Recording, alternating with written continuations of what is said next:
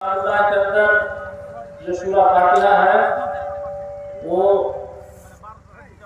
शुरू जो होता है अल्हम्दुलिल्लाह रब्बिल आलमीन, अल्लाह सारे जहां का रब है। ऐसा नहीं कहा गया कि अल्लाह सिर्फ मुसलमानों का रब है, अल्लाह हिंदू भाइयों का रब नहीं है, अल्लाह दूसरे बिरादरियों का रब नहीं है। अल्लाह अल्हम्दुलिल्लाह रब्बिल आलमीन, इसका मतलब अल्लाह सारे जहां का रब है। अल्लाह वो जो सूरज रोशनी देता है तो वो सबको देता है बगैर किसी तमीज के कि कौन काला है, कौन गोरा है, कौन हिंदुस्तान में रहते हैं, कौन बांग्लादेश में रहते हैं।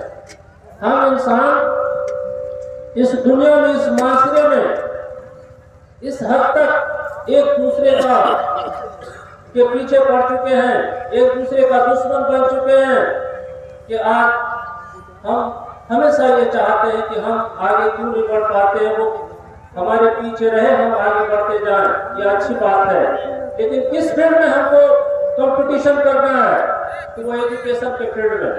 एक बहुत बड़े स्कॉलर ने कहा education is the manifestation of the perfection already in man. ये तालीम एक ऐसी चीज है जो इंसान के अंदर की अच्छाई को बाहर ला देता है और बुराई को दबा देता है। आज जब हम माशरे की तरफ देखते हैं, पूरे दुनिया में जब पूरी दुनिया, तो हमको लग रहा है कि लोग एक दूसरे से जलते हैं, हसद करते हैं, जेलस हैं, एक देश दूसरे मुल्क के पीछे पड़े हुए हैं। इसका वजह यही है कि हमको सही एजुकेशन नहीं मिल पा रहा है, हमारे बच्चों को सही तालीम नहीं दी जा रही है। मैं आपसे गुजारिश करना चाहूंगा कि सबसे पहला काम जो हमको करना है अपने बच्चे को तालीम देना। हमारी सरकार ने RTE लागू किया, राइट टू एजुकेशन एक्ट इसलिए बताया कि 14 साल से कम उम्र के बच्चियों को हमको तालीम देना है और उसके पहले उसको काम पर नहीं लगाना है। लेकिन आज गुजरात में हो, पंजाब में हो, दिल्ली में हो, हमारे नौनिहाल बच्चे वहां पर जाते हैं, काम करते हैं, 10 मंजिले 12 मंजिले बिल्डिंग पर, उनका डेड बॉडी हमारे पास हमेशा आता है। इस चीज से हमको बचने की जरूरत है।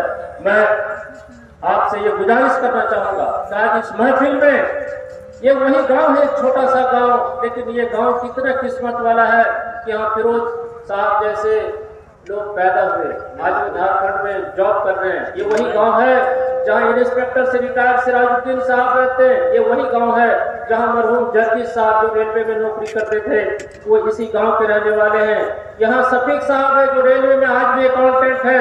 यहाँ पर सैकड़ों ऐसे लोग हैं कि आगे बढ़ चुके हैं। एक छोटा सा गांव लेकिन हर लिहाज से तरक्की कर चुके हैं। अब तरक्की कहाँ करनी है हमको कि हमारी बच्चियों को 14 साल में शादी नहीं करानी है, 12 साल में शादी नहीं करानी है। बच्चियों की शादी कम उम्र में हम करा देते हैं, वो ससुराल जाती है, 2-1 साल में माँ बनती है, फिर वो घर चली आती है, फिर केस होता है, तरह तरह की परेशानियां होती हैं। इससे बचने का एक ही तरीका है कि हमको बच्चियों को भी एजुकेट करना है। आप जानते हैं इस मुल्क को चलने के लिए एक संविधान बना है और वो संविधान जैसे कुरान बना है, हमारी मजहब के रास्ते पर चलने के लिए कुरान में, हदीस में सारी बातें कही गई है। कुरान में तो यह भी कहा गया है कि लकुम दीनुकुम वलिय दीन, तुमको तुम्हारा दीन मुबारक हो, हमको हमारा दीन। हम कहाँ इस पर हम शेरशाहबादी होने की हैसियत से आपसे गुजारिश करेंगे कि आपके अगल बगल में हमारे जनजाति भाई है, ट्राइबल भाई है, हमारे संथाल भाई है, हम हैं, एक दूसरे के दुख सुख में हमको शामिल होना चाहिए, बैठना चाहिए। उनके शादी ब्याह में, भर्ती धरती में हमको जाके खड़ा होना चाहिए। इंसानियत का तकाजा है। आज हमको जो संविधान मिला हुआ है, हम संविधान को कुरान के साथ रखे बगल में, वो वही संविधान है जो 2 साल 11 महीना 18 दिन में लिखकर उसको तैयार किया गया और कहा गया कि इस मुल्क में रहने वाले हर आदमी, चाहे औरत हो, चाहे मर्द हो, चाहे गोरा हो, चाहे काला हो, चाहे बिहारी हो, चाहे यूपी के रहने वाले हो, चाहे बंगाल के रहने वाले हो, सबको बराबरी का हक मिलेगा। सब एक दूसरे के साथ मिलकर के आगे बढ़ेंगे, सबको बराबर का तालीम मिलेगा। किसी को ट्रेन में बैठने से रोका नहीं जा सकता है, किसी को स्टेशन में टिकट लेने से रोका नहीं जा सकता है। इस तरह से हर चीज की बराबरी हमको मिला हुआ, लेकिन हम अपने जहन में ये बात डाल लिए हैं कि हम मुसलमान हैं, शायद हमको ये फायदा नहीं मिलेगा। आज हमारे बीच में एक DM नहीं है, एक SP नहीं है, हमारी 25 लाख की आबादी है। ये शेरशाहबादी भाइयों के लिए सबसे बड़ी फिक्रमंदी की बात है। आज आइए हम सब मिलकर के ये शपथ लेते हैं कि हम अपने बच्चे को पढ़ाएंगे। इन बच्चों के बीच इतनी ताकत है मैं जज बन गए हैं, यहाँ तक कि बच्चियां जज बन चुकी है। शहनाज खातून, मासूम खानम, आपकी बच्चियां भी जज बन सकती हैं और इस तरह से हर मैदान में आगे बढ़ सकता है। मैं आपसे गुजारिश कर रहा हूँ कि आप अपने बच्चे को पढ़ाइए।